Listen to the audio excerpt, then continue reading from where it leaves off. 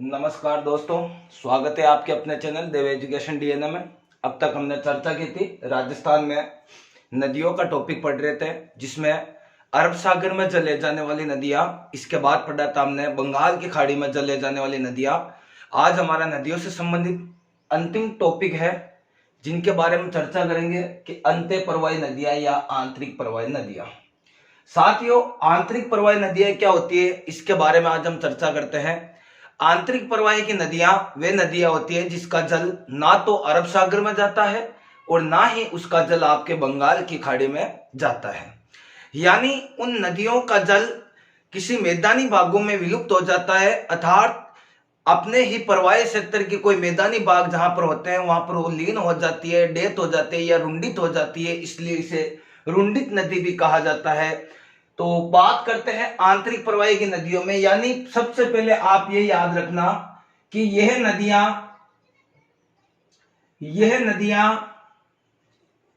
अपना जल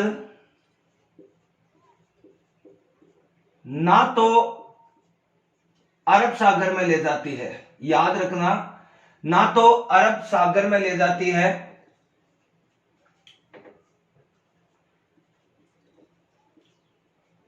और ना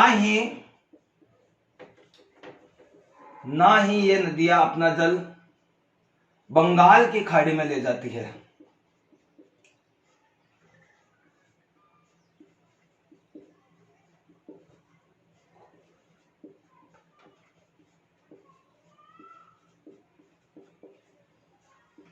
अर्थात ये नदियां जो होती है अपना जल ना ही अरब सागर ना बंगाल की खाड़ी में ले जाती है।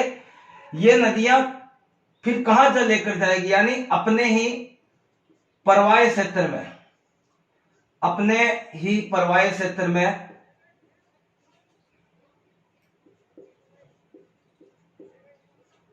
लीन हो जाती है साथियों, या लुप्त हो जाती है, लुप्त हो जाती है। इसे कहा जाता है रुंडित नदी। रुंडित नदी भी कह सकते हो इनको, या इन नदियों को आप अंतः प्रवाही नदियां भी कह सकते हो। रुंडित या अंतः प्रवाही नदियां कह सकते हो आप। अंतः प्रवाही यानी अपना प्रवाही क्षेत्र एक निश्चित स्थान तक होता है, उसके बाद आंतरिक या क्षेत्रों के अंदर ये लीन हो जाती है अंतः प्रवाही नदियां। इनकी और क्या खास बात होती है साथियों, इन नदियों की सबसे इंपॉर्टेंट खास बात यह होती है कि इनकी कोई सहायक नदी नहीं होती है। अब तक हमने पढ़ा था माही थी, चंबल थी, बनास थी, इसके बाद आपके लूणी थी। इन सारी नदियों की एक न एक या किसी की 5 किसी की 10 सहायक नदियां जरूर थी। इन नदियों की कोई सहायक नदियां नहीं होती है, ये अपने आप ही चलती है। इसमें ना तो किसी अदर नदी का पानी आता है, बस चलती रहती है। अगर बारिश ज्यादा हो तो क्षेत्र ज्यादा बनेगा इसका, कम बारिश होगी तो इससे पहले वो डेथ नदी हो जाएगी या मृत नदी घोषित कर दी जाएगी। इन नदियों में सबसे पहले बात करें तो आपके राजस्थान में सबसे इंपोर्टेंट नदी आती है, वो है सरस्वती नदी। सरस्वती के दो, या आप इस नदी को घग्गर नदी भी कह सकती हो। सरस्वती या घग्गर नदी हम पढ़े थे राजस्थान के मैदानी भागों के बारे में चर्चा की थी। यानी राजस्थान में जो आपने भौतिक प्रदेशों में चर्चा की तो हमने बताया था आपके गंगानगर हनुमानगढ़ जो जिले उनके अंदर पढ़ा था कि सरस्वती नदी के पाठ को, यानी इसके प्रवाही क्षेत्र को नदी के नद या पाठ कहा जाता है। नद या पाठ भी कहा जाता है। किसको कहेंगे? सरस्वती नदी का जो प्रवाही क्षेत्र यानी तो उसे नद या पाठ कहते हैं। घग्गर नदी या सरस्वती नदी, इसे रुंडित नदी भी कह सकते हो आप। इसके उपनाम है, याद रखना, रुंडित नदी या मर्त नदी, डेत नदी, एक ही बात है। मर्त या डेत एक ही बात है। मर्त नदी, रुंडित नदी, डेत नदी, यह जो नदी है साथियों, इसका उद्गम जो होगा वो अब क्या होता है हिमाचल प्रदेश में। हिमाचल प्रदेश के अंदर इसका उद्गम होता है और हिमाचल प्रदेश में पहाड़ियां है। कालका मंदिर के पास होता है, कालका मंदिर के पास है। कालका माता का एक मंदिर है ये माता याद रखना, कालका माता के मंदिर के पास। स्थान या पहाड़ियों का नाम है शिवालिक की पहाड़ियां। शिवालिक की पहाड़ियां, यहां से इस नदी का उद्गम होता है। उद्गम होने के बाद हिमाचल प्रदेश से इस नदी का उद्गम होगा। इसके बाद ये आपके हरियाणा, यहीं पर लिख देता हूं, फिर आएगी आपके एचआर, हरियाणा, पंजाब, इन 2 राज्यों में बहती है। इसके बाद हरियाणा व पंजाब में बहने के बाद ये राजस्थान में प्रवेश करेगी। राजस्थान में प्रवेश कहां से करेगी, ये सबसे इंपॉर्टेंट बात याद रखना है। राज्यों के बारे में अच्छी बात है, हमें नॉलेज हो तो बढ़िया बात है कि कहां कहां पर इसका प्रवेश होता है। यानी राजस्थान में ये नदी प्रवेश करती है, वो करती है आपके हनुमानगढ़ जिले में। हनुमानगढ़ जिले के अंदर ये प्रवेश करती है। और हनुमानगढ़ जिले का एक स्थान है टिब्बी, याद रखना, टिब्बी शहर के आगे एक स्थान है, उसका नाम है हनुमानगढ़ टिब्बी। और टिब्बी में याद रखना तलवाड़ा गांव। तलवाड़ा गांव, हनुमानगढ़ और टिब्बी साइड कोई शहर है, तहसील वगैरह, वहां से प्रवेश करती है। यहां पर राजस्थान में प्रवेश करेगी घग्गर नदी, यानी सरस्वती नदी भी कह सकते हो। इस नदी का आज नहीं साथियों, ऋग्वेदिक काल के अंदर भी इस नदी का बारे में बताया गया है। यानी वेदों के अंदर भी इस नदी का आपको मिलेगा प्रचार कि भाई यह नदी बहती थी उस समय, और इस नदी का उद्गम कहां से होता था, इसका कारण क्या था, ये सारी की सारी बातें वेदों से भी चली आ रही है। ये कोई आज की नदी नहीं है, पुरानी नदी है। ये नदी रुंडित कह सकते हो, मर्त कह सकते हो, घग्गर कह सकते हो, सरस्वती कह सकते हो। वैसे तो इस नदी की टोटल कुल लंबाई जो बताई गई है उसकी है 465 के समथिंग। घग्गर नदी की लंबाई 465 के समथिंग कुल लंबाई है इसकी, लेकिन राजस्थान में आपके किताबों में यही दिया गया है 100 किलोमीटर के समथिंग ये बहती है। इन अंत्य प्रवाही नदियों की साथियों पूरी लंबाई या टोटल लंबाई कोई भी किताबों में फिक्स नहीं कह सकते कि इतनी तो कन्फर्म है ही। कोई भी नदी हो उसकी लंबाई कन्फर्म नहीं कह सकते, क्योंकि यह नदी क्या होती है, जैसे मैं आपको एक बात बताता हूं, सरस्वती नदी का जो उद्गम होता है वो तलवाड़ा गांव से होता है। लेकिन अंत में ये हनुमानगढ़ के ही मैदानी भागों में, यानी बटनेर कुछ स्थान है हनुमानगढ़ के अंदर बटनेर के मैदानों में लुप्त हो जाती है। अब देखो यहीं पर आपको पता चलेगा कि मैं क्यों कह रहा हूं कि इसकी फिक्स लंबाई नहीं होती है। बटनेर के मैदानों में, हनुमानगढ़ के बटनेर के मैदानों में लुप्त हो जाते हैं।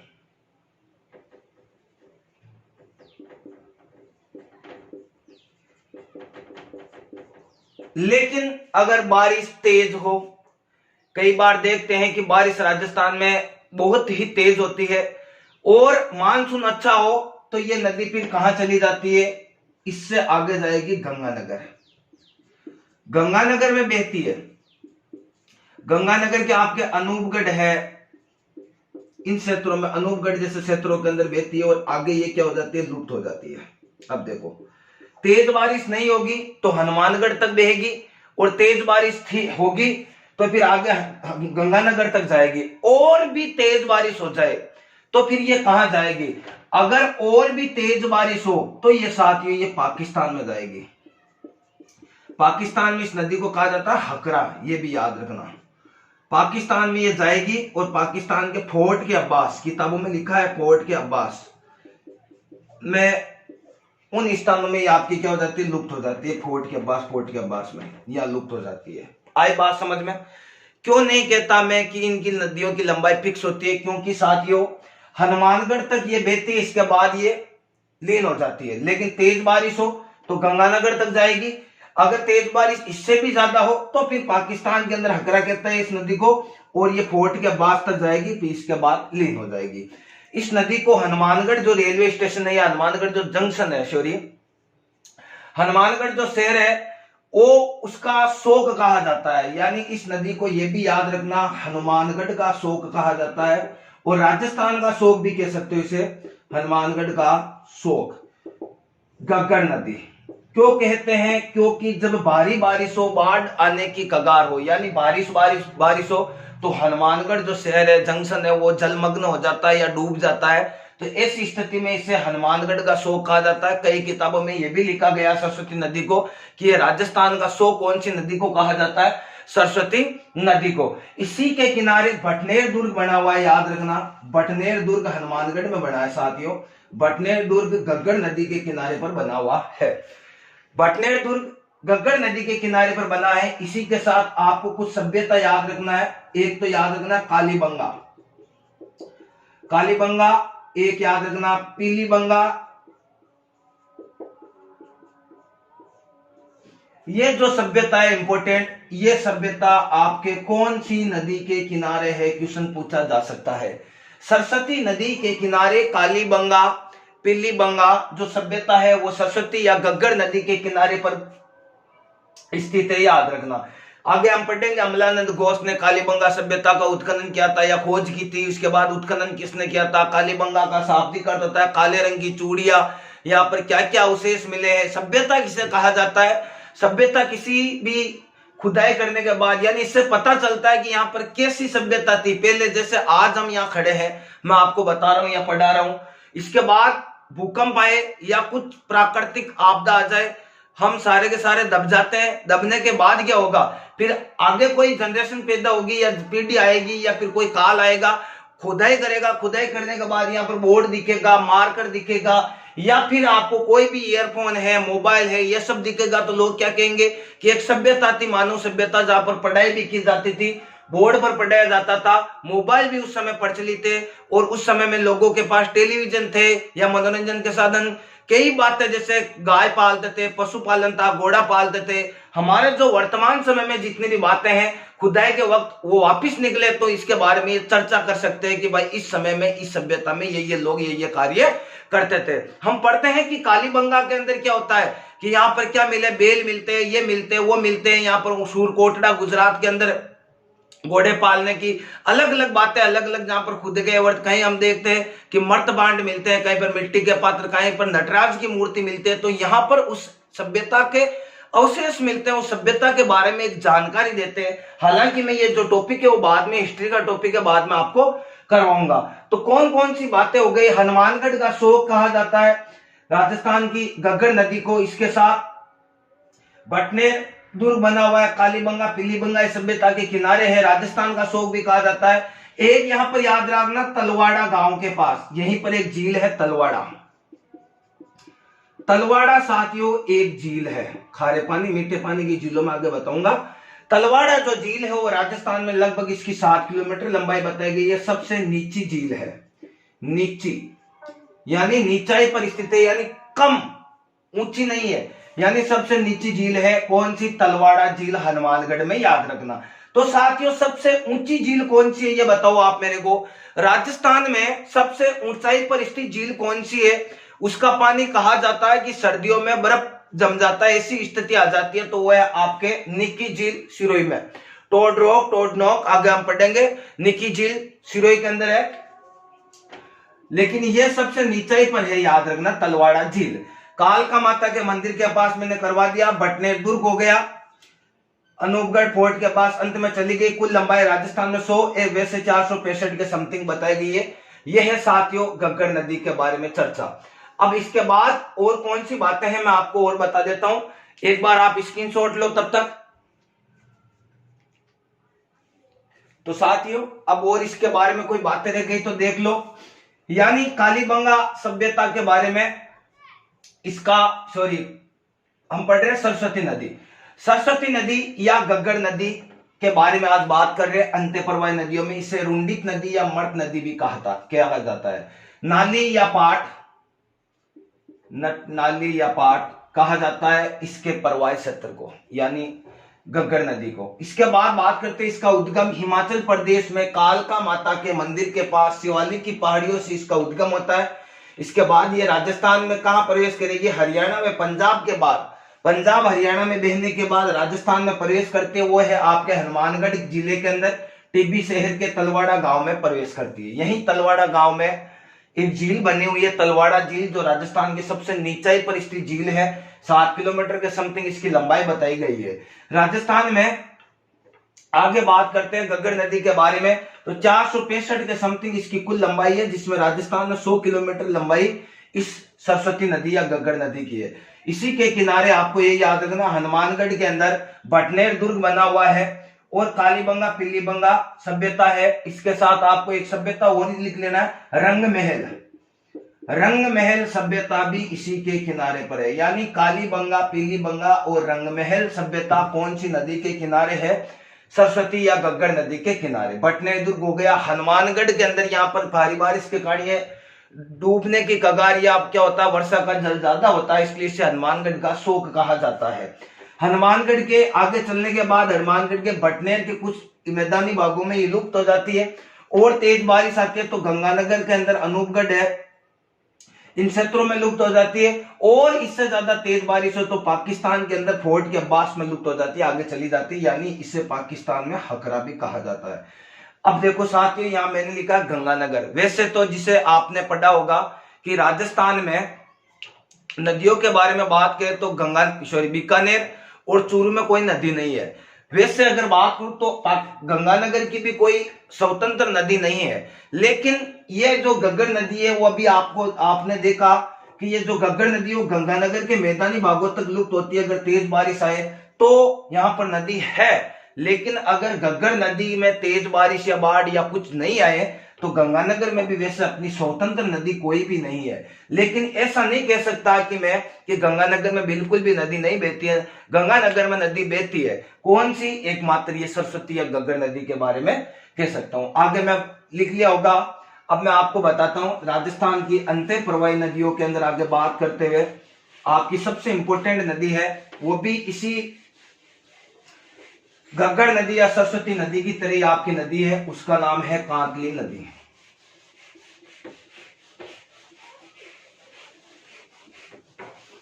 कांकली नदी के बारे में आज हम चर्चा करते हैं। कांकली नदी, कांकली नदी के बारे में बात करते हैं। कांकली नदी का साथियों जो उद्गम होता है वो आपके होता है खंडेला की पहाड़ियां। खंडेला की पहाड़ियां, खंडेला की पहाड़ियां कहां है? सीकर में है। शेखावाटी प्रदेश की यह नदी है। खंडेला की पहाड़ियां सीकर, सीकर। खंडेला की पहाड़ियां सीकर में इसका उद्गम होता है। लगभग इस नदी की 100 किलोमीटर लंबाई बताई गई है। इस नदी को मौसमी नदी भी कहा सकता हूं, यानी मौसमी नदी, क्योंकि यह नदी वैसे प्रवाहित नहीं होती है। अगर भारी बारिश हो या मौसम हो तो ही इस नदी का पानी आता है, मानसून समय में। वैसे इस नदी की कोई स्पेशल कोई बात नहीं है। इस नदी के किनारे सबसे इंपॉर्टेंट आपको सभ्यता याद रखनी, एक तो है सुनारी। सुनारी आपके है झुंझुनू में, सभ्यता याद रखना साथ में। एक है आपके गणेश सभ्यता, सबसे अच्छी बात है गणेश सभ्यता।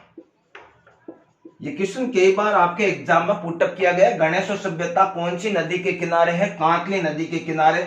यह है आपके सीकर जिले के अंदर है। गणेश सभ्यता सीकर के है। इसे ताम्रयुगीन सभ्यता कहा जाता है। ताम्रयुगीन सभ्यता, ताम्रयुगीन सभ्यता। कौन सी नदी? कांकली नदी की कुल लंबाई 100 किलोमीटर। उद्गम इसका होता है खंडेला की पहाड़ियां सीकर। सुनारी व गणेश सभ्यता इसी के किनारे पर बसी हुई है। आगे अगर मैं इस नदी के बारे में चर्चा करूं तो कांकली नदी का एक याद रखना, ये आपके सीकर झुंझुनू के बाद ये चूरू के मैदानी भागों में लीन हो जाती है। चूरू के मैदानी भागों में लुप्त हो जाती है या इसके मैदानी प्रदेशों में खत्म हो जाती है। झुंझुनू को दो बार काटने वाली, दो भागों में काटने वाली नदी है। किसको काटती है? झुंझुनू को दो भागों में काटने वाली नदी है कांकली नदी। यह है आपके कांकली नदी के बारे में प्रमुख बातें। वैसे कोई इंपॉर्टेंट बातें नहीं होती इस नदियों की, कोई भी अंत्य प्रवाह नदी इसकी नॉर्मल आपको लंबाई है, कोई सभ्यता तो वो पढ़ लेना, या इसके बाद इसका उद्गम याद रखना है। इन नदियों के बारे में कोई इंपॉर्टेंट बातें वैसे कुछ ही नहीं होती है। इसका जल कहां तक जाता है, इसकी सहायक नदियां क्या है, इन पर ना तो कोई बांध बने हुए होते हैं, ना कोई स्पेशल कुछ बातें होती है। छोटी छोटी कुछ बातें होती है जिनको हमें दिमाग में रखना होता है। तो वापिस देखो, कांकली नदी, खंडेला की पहाड़ी या सीकर, कुल लंबाई 100 किलोमीटर। मौसमी नदी भी कहा सकते हैं इसको। सुनारी और गणेश्वर सभ्यता इसी के किनारे पर है। सीकर और झुंझुनू के बाद ये चूरू के मैदानी भागों में लीन हो जाती है, और ये आपके झुंझुनू को 2 भागों में बांटने वाली नदी है। तो साथियों, ये आपके है कांकली नदी। इसके बाद हम बात करते हैं नेक्स्ट नदी के बारे में। तो साथियों, चर्चा कर ली थी कांकली नदी की। अब इसके बाद आपके बारे में नेक्स्ट नदी कौन सी, इसके बारे में हम चर्चा करते हैं। 2-4 नदियां और है, हालांकि कोई इंपोर्टेंट नहीं है, लेकिन इनसे संबंधित 1-2 क्वेश्चन पूछे जाते हैं, और वर्तमान समय में अधिनायक चयन बोर्ड इन्हीं से क्वेश्चन पुटअप करता है। जैसे आप पटवार की तैयारी कर रहे हो तो बड़ी नदियों से कम और इन छोटी छोटी नदियों के बाद में ज्यादा क्वेश्चन पुटअप करता है। अब मैं आपको आगे बता रहा हूं कांकनी नदी। कांकनी नदी, कांकनी नदी कह सकते हो आप इसको, या फिर साथियों कांकने नदी कह सकते हो, कांकने नदी भी कह सकते हो। कांकनी, कांकने या मसूरदी नदी, मसूरदी नदी। इस नदी का याद रखना, अंत्य प्रवाह की सबसे छोटी नदी है ये। अंत्य प्रवाह की नोट करते रहना साथियों। हो सकता है कि आपके एग्जाम में इनसे क्वेश्चन आ भी जाए। अंत्य प्रवाह की सबसे छोटी नदी है ये साथियों। लगभग 17 किलोमीटर इसकी लंबाई बता गई है। सबसे छोटी नदी यानी 17 किलोमीटर लगभग इसकी बताई गई है। इसका उद्गम कहां से होता है साथियों? इसका उद्गम होता है आपके जैसलमेर के अंदर। जैसलमेर जो है उस जिले के अंदर होता है। कोठारी गांव ऐसा कुछ बताया गया, कोठारी गांव से, कोठारी गांव से। इसके किनारे एक याद रखना आपको, बुध झील याद रखना है बस। बुध झील कौन सी नदी के किनारे स्थित है? कांकनी, कांकनी या मसूरदी नदी के किनारे बुध झील है। यानी कांकनी नदी, कांकने नदी, मसूरदी नदी अंत्य प्रवाह की सबसे छोटी नदी, 17 किलोमीटर। जैसलमेर के कोठारी गांव के पास इसका उद्गम होता है। फिर आपके बुध झील इसी के किनारे याद रखना है। और आगे याद रखना है मीठा खाड़ी जो स्थान है वहां पर ये क्या होती है साथियों? लुप्त हो जाती है। यानी अंत में ये चलने के बाद 17 किलोमीटर है, ज्यादा कोई बात याद रखनी नहीं है। मीठा खाड़ी ऐसा कुछ स्थान है, वहां लुप्त हो जाती है मैदानी भागों में। बस यह याद रखनी है कांकनी, मसूरदी, कांकने नदी के बारे में। साथियों ये थी आपके कांकनी नदी के बारे में। आगे मैं आपको इसी से आगे बात बता रहा हूं, साबी नदी। लिखते रहना साथ में, साबी नदी। साबी नदी जो है वो आपके अजमेर, सीकर व जयपुर के मध्य शाहपुरा स्थान है। शाहपुरा जिला जयपुर वैसे बताया गया, शाहपुरा जयपुर के पास। आपको याद रखना शाहपुरा जो जयपुर है, यानी सीकर व जयपुर के मध्य शाहपुरा के अंदर याद रखना आपको सेवर की पहाड़ियों से, सेवर की पहाड़ियां, सेवर की पहाड़ियां, वहां से इस नदी का उद्गम होता है। सेवर की पहाड़ियों से इसका उद्गम होता है। कुल लंबाई की मैं बात करूं तो 185 किलोमीटर के समथिंग इसकी लंबाई है। इस नदी का जो सबसे इंपॉर्टेंट याद रखना है, यानी अलवर की महत्वपूर्ण नदी है ये, अलवर की मुख्य नदी कह सकता हूं मैं इसको। अलवर के बाद यह नदी आपके पटौदी, हरियाणा के अंदर, हरियाणा के आगे गुड़गांव और पटौदी के नवाब शेख अली खान के गांव आगे पटौदी आगे वहां मैदानी भागों में लीन हो जाती है। मैदानी भागों में लीन हो जाती है। पटौदी का नवाब शेख अली खान को कहा जाता है। यानी शेख अली खान के आगे जो गांव है पटौदी, वहां उसका पटौदी महल है। मंसूर अली इनके पिताजी क्रिकेटर थे। यानी आगे या मैदानी भागों में लीन हो जाते हैं। याद रखना अलवर की सबसे बड़ी नदी है, मुख्य या बड़ी नदी। इसी के किनारे एक इतना ही याद रखना, एक जोधपुरा सभ्यता है। जोधपुरा सभ्यता जयपुर में है, याद रखना। जोधपुरा सभ्यता कौन सी नदी के किनारे है? साबी नदी के किनारे है जोधपुरा सभ्यता। यहां पर क्या मिले? इस यहां पर इतना जरूर याद रखना, हाथी दांत का, हाथी दांत के अवशेष मिले हैं। यह आपको एग्जाम में पूछ सकता है। हाथी दांत के अवशेष कौन सी सभ्यता से मिले हैं? जोधपुरा सभ्यता जयपुर। एक जोधपुरिया अगर है तो वो स्थान टोंक में है, जोधपुरिया टोंक, जहां पर त्रिवेणी संगम होता है। मैंने बताया था आपको। जोधपुरा जयपुर, जोधपुर अलग है। जोधपुरा सभ्यता के साथ नाम लिया जाए तो वो आपको देना है जयपुर। जोधपुरिया स्थान त्रिवेणी संगम में दे तो आपको देना है टोंक। यानी राजस्थान में कंफ्यूजन करने वाले क्वेश्चन आपको बहुत ज्यादा मिलेंगे, मिलते जुलते नाम मिलेंगे। किसी का संबंध नदियों के सभ्यताओं से है तो किसी का संबंध नदियों के त्रिवेणी संगम से है। यानी साबी नदी, शाहपुरा स्थान जयपुर में, सेवर की पहाड़ियों से होता है। 185 किलोमीटर के समथिंग लंबाई बताई गई है, कम ज्यादा हो सकती है। अलवर की मुख्य या बड़ी नदी कह सकते हो आप इसे। गुड़गांव हरियाणा, आगे अलवर के बाद हरियाणा के गुड़गांव पटौदी आगे जाते हैं, मैदानी भागों में लीन हो जाती है। जोधपुरा सभ्यता इसी के किनारे जहां हाथी दांत के अवशेष मिले हैं। कांकनी नदी का पढ़ लिया, मसूरदी नदी कहा जाता है। इस नदी का उद्गम जो होता है जैसलमेर के कोठारी गांव के लगभग आगे इसका उद्गम होता है, कोठारी गांव से। अंत्य प्रवाही की सबसे छोटी नदी 17 किलोमीटर लंबाई, कुछ झील इसके किनारे, आगे मीठा खाड़ी स्थान में वहां पर लुप्त हो जाती है। अब बात करते हैं साथियों आगे इससे संबंधित कौन कौन सी बातें हैं। साबी नदी हो गई आपके, इसके बाद कांकनी नदी हो गई, गग्गर नदी हो गई। कांकनी अलग है और कांतली अलग है। तो साथियों अब हम बात करते हैं, नेक्स्ट नदी है आपके मेथा नदी। मेथा नदी का जो उद्गम होता है वो होता है मनोहर गांव की पहाड़ियां, मनोहर गांव की पहाड़ियां, पहाड़ियां से इसका उद्गम होता है। मनोहर गांव की पहाड़ियां से इसका उद्गम होता है। यह नदी आपके जयपुर और नागौर 2 जिलों में इसका जल लगभग आता है, 2 जिलों में इसका जल लेकर आती है। मनोहर गांव की पहाड़ियां जयपुर और नागौर में इसका जल लेकर आती है। इसके बाद आपको याद रखना है ये जो नदी है ये अंत में सांबर झील में गिर जाती है। कहां पर गिरेगी? सांबर झील में इसका जल लाती है। कई बार एग्जाम में प्रश्न पूछा गया सांबर झील में कौन कौन सी नदियां गिरती है। पहली नदी तो मेथा याद रख लेना, सांबर झील में लुप्त होती है, यानी जल अंत में सांबर झील में लुप्त होती। छोटी छोटी नदियां हैं याद रखना, सांबर झील में लुप्त हो जाती। इसके किनारे सबसे इंपॉर्टेंट क्वेश्चन एक बनता है, नागौर जिले के अंदर नावा के आगे की साइड आप याद रखना लूणवा, लूणवा गांव है, लूणवा बादवा। लूणवा के अंदर जैनियों का तीर्थ स्थल बना हुआ है, जैनियों का तीर्थ स्थल बना हुआ है, याद रखना। मेथा नदी के किनारे पर ही लूणवा का गांव है, लूणवा, वहां पर जैनियों का तीर्थ स्थल बना हुआ। कौन सी नदी के किनारे बना है? मेथा नदी के किनारे। मेथा नदी मनोहर गांव की पहाड़ियां जयपुर नागौर याद रखना देने के बाद सांबर झील में लुप्त हो जाती है। लूणवा गांव में यहाँ पर क्या बना हुआ है?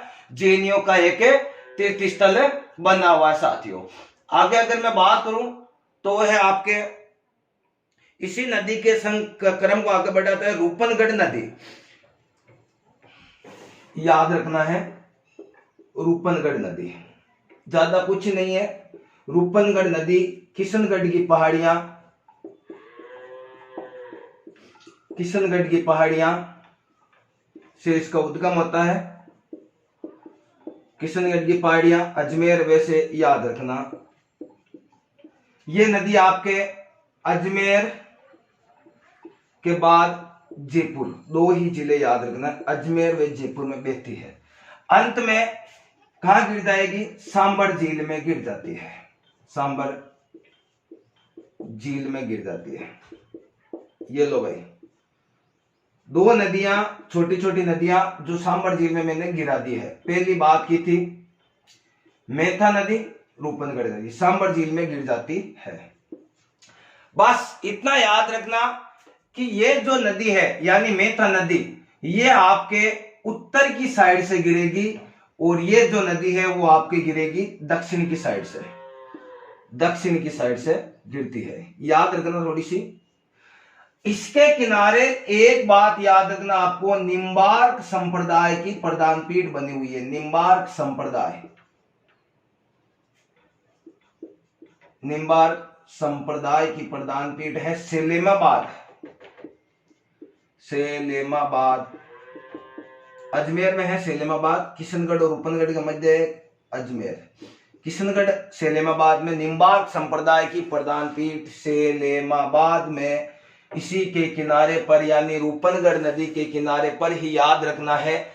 रूपनगढ़ नदी, किशनगढ़ की पहाड़ियां, अजमेर, अजमेर और जयपुर के बाद सांबर झील में दक्षिण की ओर से गिर जाते हैं। निम्बार्क संप्रदाय की प्रधान पीठ कौन सी नदी के किनारे है? रूपनगढ़ नदी के किनारे है। इसके बाद आपको याद रखना है रूपारेल नदी, रूपारेल नदी भरतपुर की सबसे इंपॉर्टेंट है। इसके किनारे मोती झील है, रूपारेल नदी। पहले बात करते हैं रूपारेल नदी के बारे में। यह थानागाजी तहसील और उदयनाथ की पहाड़ियों से इसका उद्गम होता है। थानागाजी, थानागाजी, थानागाजी तहसील है अलवर की। और पहाड़ियों की बात करें तो वह है आपके उदयनाथ की पहाड़ियां, उदयनाथ की पहाड़ियों से इसका उद्गम होता है। बस कोई ज्यादा नहीं देती है ये अपने विशेष क्षेत्र के बाद, यानी ये भरतपुर सबसे इंपॉर्टेंट याद रखना, भरतपुर व अलवर। रूपारेल नदी अलवर है वैसे इसका स्थान अलवर। भरतपुर व अलवर के अंदर ये बहती है। इसके किनारे पर एक याद रखना सीकरी बांध बना हुआ है। सीकरी बांध का जरूर याद रखना आपको, सीकरी बांध, सीकरी बांध इसके किनारे पर बना हुआ है। कौन सी नदी के किनारे पर बना हुआ है? रूपारेल नदी के किनारे भरतपुर में सीकरी बांध बना हुआ है। भरतपुर दुर्ग के पास मोती झील, आगे मोती झील को ये दुर्ग, भरतपुर दुर्ग के बाद यानी भरतपुर दुर्ग और मोती झील, इनके द्वारा ये दोनों के मध्य पानी का कंजक्शन करवाता है, इसलिए मोती झील को भरतपुर की लाइफ लाइन कहा जाता है। मोती झील याद रखना, मोती झील को भरतपुर की लाइफ लाइन कहा जाता है। दोनों के मध्य कॉम्बो बनाती है भरतपुर की लाइफ लाइन, किसे कहा जाता है? मोती झील को। यानी भरतपुर दुर्ग की खाई को मोती झील के माध्यम से जल उपलब्ध करवाती है। या इतना याद रख लेना, भरतपुर दुर्ग की खाई को मोती झील के माध्यम से जल उपलब्ध कराती है। सीकरी बांध सबसे इंपॉर्टेंट याद रखना, भरतपुर जिले में है। फिर है कुंकुद नदी भरतपुर में। नेक्स्ट है कुंकुद नदी भरतपुर। बस कुछ याद नहीं रखना, कुंकुद नदी भरतपुर याद रखना है, कुंकुद नदी भरत। नेक्स्ट है जोधरी, ये आपके जोधपुर जिले के पिपाड़ कस्बे के अंदर पहले निकलती है। जोधरी, बस जोधपुर और पिपाड़ सिटी जो है वहां, कुछ याद नहीं रखना, जोधरी बस। इसके बाद साथियों रोहिणी नदी जैसलमेर और नीमड़ा नदी बाड़मेर। रोहिणी नदी जैसलमेर। एक इंपॉर्टेंट बात बताता हूं आपको, एक तो नीमड़ा नदी याद रखना, बाड़मेर। बाढ़ आई थी बाड़मेर के अंदर, कवास गांव के अंदर 2006 के समथिंग 6-7 में बाढ़ आई थी। नीमड़ा नदी बाड़मेर और रोहिणी नदी जैसलमेर। रोहिणी नदी, इन दोनों नदियों के कारण 2006-7 में पता होगा आपको, 6-7 के समथिंग बाड़मेर के अंदर कवास गांव, बाड़मेर का कवास गांव में बाढ़ आई थी। कवास गांव ऐसा कुछ था, वहां पर बाढ़ आई थी, याद रखना। राजस्थान के अंदर कहा जाता है बाड़मेर में कौन सी बाढ़ आती है? देखो इन दो नदियों रोहिणी व नीमड़ा नदियों के कारण जल उफान हुआ, हो गई और प्रवाह ज्यादा हो गया, बाढ़ आ गई।